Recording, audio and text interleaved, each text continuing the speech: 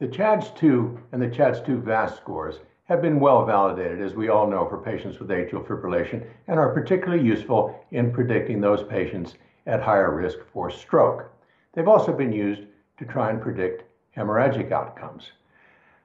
Now in JACC, researchers raised the question whether or not those scores are actually what we should use. They compared patients with atrial fibrillation and tried to figure out whether or not the HAS-BLED score would not be a better predictor of hemorrhagic outcomes compared to the CHADS2 and CHA2DS2-VASc scores.